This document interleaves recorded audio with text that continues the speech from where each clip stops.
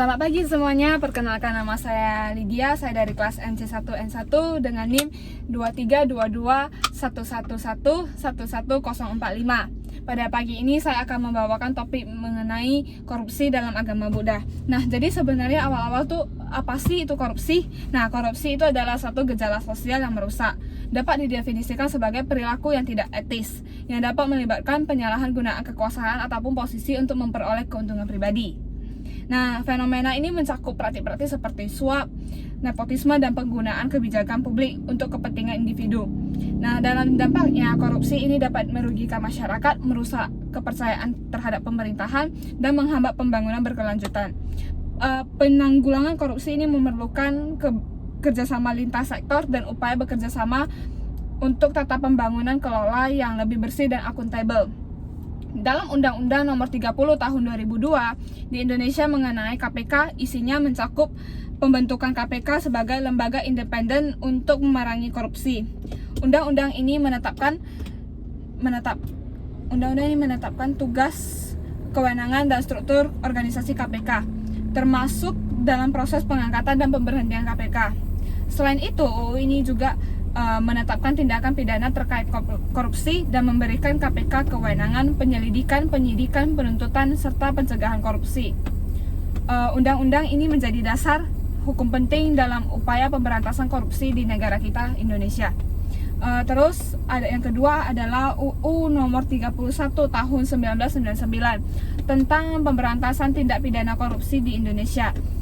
Undang-undang ini menjadi kunci dalam pemberantasan korupsi.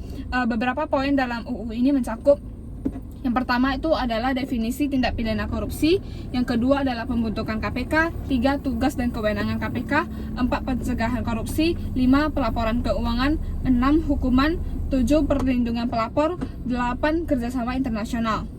Nah, selain itu terdapat UU Nomor 20 Tahun 2021 di Indonesia tentang perubahan atas Undang-Undang Nomor 31 Tahun 1999 tentang pemberantasan tindak pidana korupsi.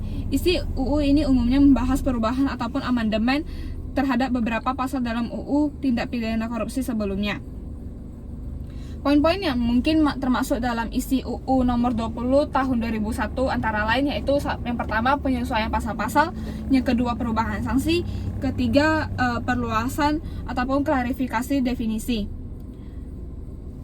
Sanksi yang diberikan apabila melakukan tindak pidana korupsi ini dapat mencakup hukuman pidana ataupun sanksi administratif. Dalam konteks Indonesia berdasarkan UU Nomor 31 Tahun 1999 tentang pemberantasan tindak pidana korupsi, beberapa sanksi yang dapat diberikan termasuk: yang pertama hukuman pidana, yang kedua denda, yang ketiga pengembalian kerugian, yang keempat sanksi administratif, yang kelima penghentian penuntutan dengan syarat.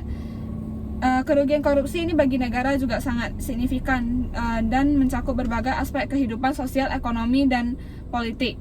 Berikut termasuk beberapa kerugian utama. Yang pertama itu adalah pemborosan alokasi ataupun dana publik. Yang kedua adalah hambatan pertumbuhan ekonomi. Ketiga, distorsi pasar dan persaingan. 4, merosotnya kualitas pelayanan publik. 5, peningkatan ketidaksetaraan. 6, ketidakpuasan masyarakat. 7, rusaknya integritas institusi. 8, menurunnya kepercayaan masyarakat. 9, dampak lingkungan. Dan yang ke-10 adalah peningkatan kriminalitas. Maka dari itu, dalam keseluruhan, kerugian korupsi ini tidak hanya bersifat ekonomis, tetapi juga memiliki dampak yang mendalam pada stabilitas dan kesejahteraan suatu negara. Pemberantasan korupsi ini menjadi krusial untuk menciptakan masyarakat yang adil, berkeadilan, dan berkelanjutan. Nah, dalam ajaran Buddha terkait dengan tindak pidana korupsi ditemukan dalam sutta yang membahas prinsip-prinsip etika dan moral. Salah satunya adalah sutta yang relevan itu Sigalapada Sutta.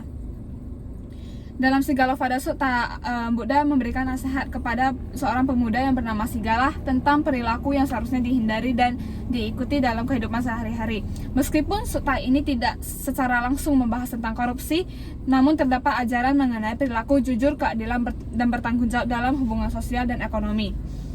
Beberapa kutipan yang relevan dalam Sigalapada Sutta yaitu yang pertama, kejujuran yang berisikan hati-hatilah terhadap kebohongan, janganlah berbohong. Bahkan untuk bersenda gurau, kebohongan adalah salah satu tindakan yang membawa kerugian yang besar. Dan yang kedua itu adalah tanggung jawab dalam pekerjaan, yang berisikan dengan uang yang diperolehnya dengan usaha yang jujur.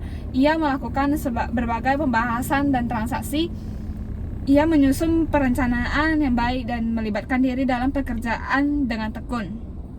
Dan yang ketiga, perlindungan kekayaan dengan jujur, yang berisikan ia yang melindungi harta benda yang diperolehnya dengan usaha yang jujur, terhindar dari pencurian, penipuan, dan korupsi. Meskipun tidak secara langsung menyebutkan kata korupsi, namun ajaran Buddha menyoroti nilai-nilai moral etika yang dipegang teguh dan dapat mencegah perilaku korupsi dalam kehidupan sehari-hari. Sekian dari video saya, terima kasih.